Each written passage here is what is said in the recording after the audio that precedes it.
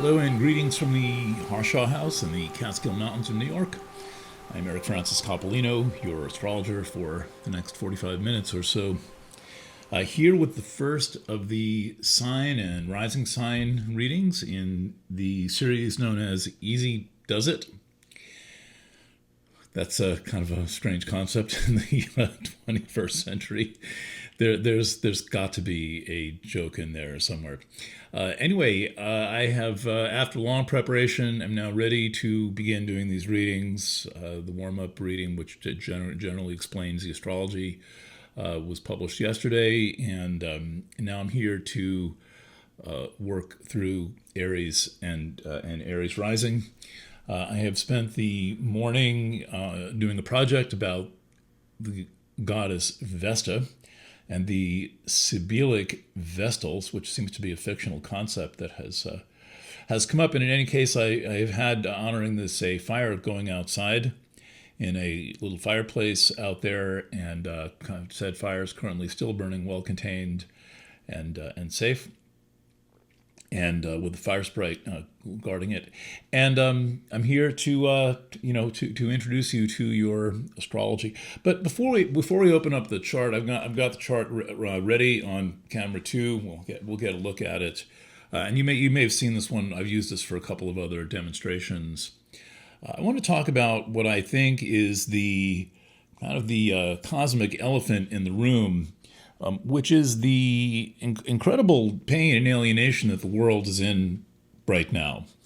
I think it is astounding that this is not any kind of a topic of conversation, as if the actual state of the human race is completely invisible to nearly everyone and everything and all forms of perception, and we can't really talk about this issue of the alienation, the pain, the economic struggle, which that seems to be the thing that breaks the surface more than the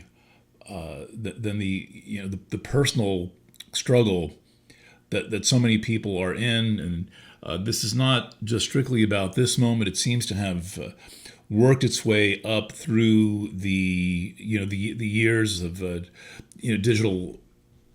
digital overexposure, and now we're in this moment of like maximum newfound, highly energized, subversive digital overexposure, where people are resorting to generative pre-trained transformer models for companionship, actual companionship. I don't mean like knowing that it's fictional. I mean actual companionship and/or seeking some form of divine contact through these things, and many people are seeking therapy through them. And I think that it's a very weird state, and I think also indicative of the level of sheer desperation that so many people are in.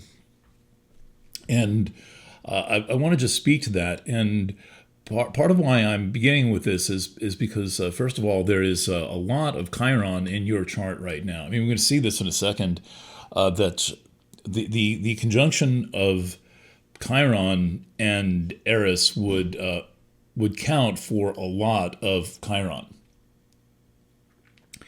And a lot of Chiron can mean a lot of a crisis and a lot of transformation, a kind of a critical turning point that we are at and that you may be at. And yet there's no room in the cultural lexicon to consider anything like a critical turning point of any kind. But fortunately, we're not in the dominant paradigm of society. We're off the reservation.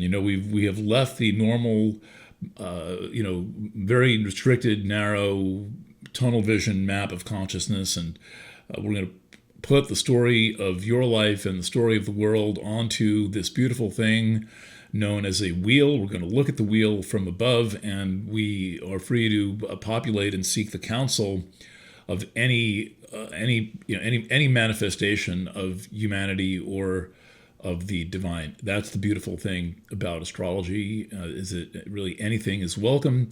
And also, I think it's up to the astrologer to make sure that the right people are invited to the party, And that can include people not necessarily welcome there, but also understanding the role that they have. So this reading is oriented on the sign and the rising sign Aries. It could potentially be very helpful to those with your moon in Aries, and that's because the moon's presence in a sign provides kind of a total sensitivity to that sign. And so let's call this for sun, moon, and rising. And plus, there's a lot of people with Chiron in Aries who were born basically, let's see, Chiron, that's approximately 1968 to 1977 with a little bit of margin on either side of that. So again, 9 years from 68 to 77. And you will be in some stage, early, middle, or late, or pre-return of your Chiron return.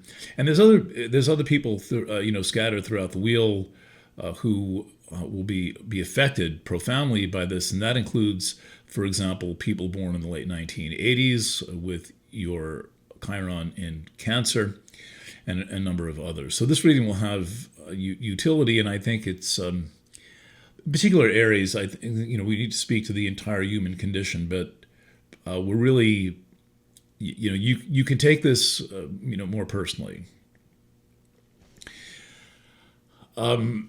So when I say a lot of Chiron, there are times, and all astrologers who work with Chiron know that there are times when Chiron is more active and times when it's less active. And the times when it's more active include when it is making a conjunction to another planet or any major aspect to another planet, and when there's a mutual aspect in the sky. In the case of Chiron conjunct Aries, which began, it's been warming up for a couple of years, and it had its first peak earlier this year in the spring. It'll have a second peak in October or November, I think, and then a third peak in the spring of 2026. And there is this influence that is not being addressed by the world, and largely it's because people are ignorant of it, but they're not ignorant of the effects. They just don't know to consider the possibility that the effects they're witnessing may be from something that they cannot see, something that is underlying the nature of everything. And that something is represented by Aries in your sign.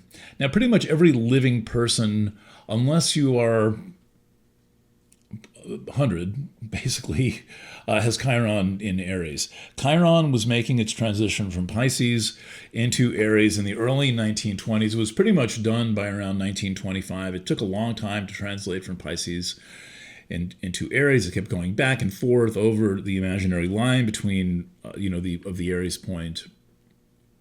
And so, unless you are a centenarian or you're like maybe 98, close to 100, you're going to have Chiron, Eris and Aries. And Eris and Aries is the sigil of what's happened to humanity under the influence of mass broadcast conditions. It completely transformed humanity into something that had never before been seen. And I know that McLuhan talks about how the effects of the book were suddenly unraveled overnight by radio. And I think it is much more profound than that. I think that because there was never anything like this, humanity has become this completely different thing. And that thing is much more of a tribal being than an individual being. And the thing with Aries is really symbolic of individuality. And yet we have this effect of tribalizing, of de-individuating, of unraveling what an individual person is about under the influence of not really Eris and Aries, but all of the things that have been kind of hosed on humanity very, very rapidly. And we've seen a couple of generations of this go by. I mean, for example, prior to the current time, we saw the whole social media environment completely unravel and co-opt and seize the concept of friendship. And then now here we are in the age of, allegedly the age of AI, which all that crap was AI going back, but the age of AI where we are now seeing these generative pre-trained transformer models kind of completely seize and co-opt the notion of intelligence, of intellect, of